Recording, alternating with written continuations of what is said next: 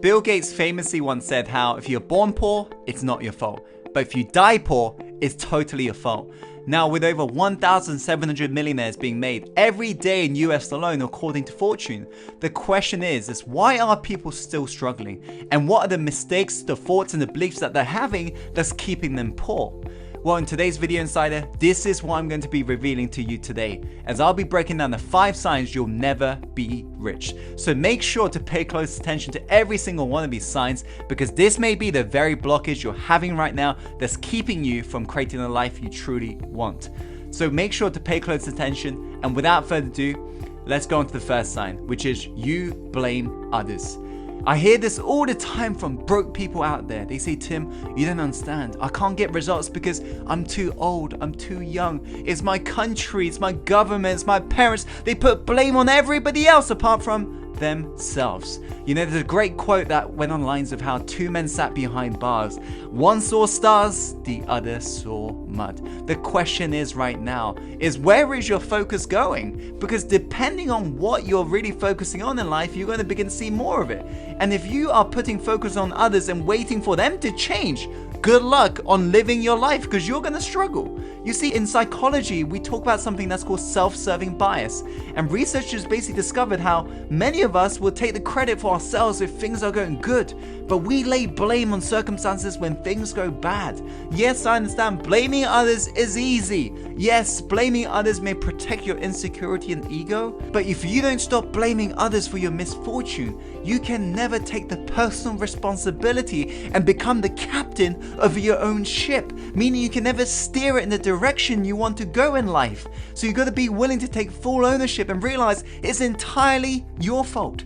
If you aren't proud, or if you haven't got yourself to where you want to be, realize it's your fault. You got yourself here, and now you got to get yourself out. So let's make it happen and take full ownership. Let's go on to the second sign, which is you justify why money isn't important. Let me put this bluntly. Anyone who says that money isn't important doesn't have any. You see, whatever beliefs you got right now in regards to money is either drawing it closer towards you or away from you. The question is, what are your beliefs right now? Because rich people understand the importance of money and the place it has in our society. On the other hand, poor people validate their poor thinking by using irrelevant comparisons. No thought lives in your head rent-free. You end up paying for every negative thought as well as your beliefs right now. And as you're growing up, it's very likely you believe these negative statements that the society told you to believe, such as money is the root of all evil, rich people are greedy. But when you begin to believe this, realize that you are beginning to push money away from you. And logically, think about this. You saying money is not important, I'd rather have happiness, it's like me saying I'd rather have my freaking arm than a leg. Why can't you have both? That's the question. Because all money is simply a magnifier. It magnifies who you are at the core. Yes, there are douchebags with money, but at the same time, there are kind, warm-hearted people with money as well. So realize that. Let's go on to the third sign, which is you buy things you can't afford. You see, there's no point trying to buy things you can't afford with money you don't have to impress people you don't like. What's the point of that? It's incredible how many people I see walk around the planet today simply trying to impress the Joneses and be willing to get into debt for it. So next time you receive a lump of cash, resist that urge to splash out on something such as a trendy piece of clothing and a new gadget. Yes, the instant gratification may feel good, you may feel special, but in reality, the typical millionaire isn't all Hollywood glitz and glamour. Many live below their means, investing and budgeting money diligently and spending it intelligently, and they only treat themselves if they can actually afford it. If you consistently follow these standards, you too can become rich. So to sum up, spend less time impressing others and more time in impressing yourself. Be willing to put in the work and energy to climb the mountain so you can see the world, not so the world can see you. The aim, my friend, is to be rich, not to look rich. Now let's go on to the fourth sign, which is you've got a scarcity mindset. You cannot accumulate wealth if you view money and if you view life in general with a scarcity mindset. If you believe there's limited amount of money, if you believe when you sell something to someone and you're taking money from them and you believe they're not going to be able to get that back, if you approach life with a scarcity mindset, you cannot accumulate wealth. All affluence really means, the literal meaning is abundant flow.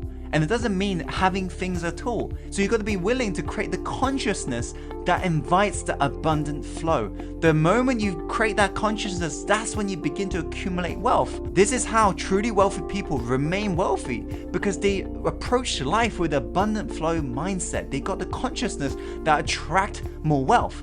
They allow themselves to invest their money because they know what they put out will come back. That's a truly abundant mindset. So you got to get rid of your scarcity and work on your abundance consciousness. Let's go on to the final sign, which is you're not obsessed on your craft. We're living in an age today where people love people with passion. They say, yeah, what's your passion on? What are you passionate about? Yeah, that's awesome. Keep being passionate. But the moment somebody's obsessed, we begin to frown upon that. But if you look at anybody who's really passionate about their craft, look at Elon Musk, for example. They are freaking obsessed. They're possessed about their craft. They're willing to do whatever it takes to commit to mastery and be willing to make the mission a reality. But we frown upon that. Give me obsession over intelligence any day, because I'll be more successful when I'm consistent with my effort. It doesn't matter in this day and age whether or not you're intelligent. It matters whether or not you're consistent with your actions. And consistency comes from sheer obsession towards your craft. So find what you truly love to do. Yes, find that passion, but be willing to get obsessed over it. Be willing to be obsessed on the marketing that product, selling that product, getting out to a marketplace. Be obsessed with your craft, because if you aren't, you'll never be rich in your life. These are the 5 signs you'll never be rich. I hope you found today's video helpful. If you have, be sure to click that like button and share this video with your friends and loved ones who need to hear this message right now, because life is all about paying it forwards. So be sure to pay it forwards to them. And comment below in regards to any feedback, questions you may have. And as always, follow your heart and take action and go live the life you're truly born to live. I'll see you on the next video soon. Take care.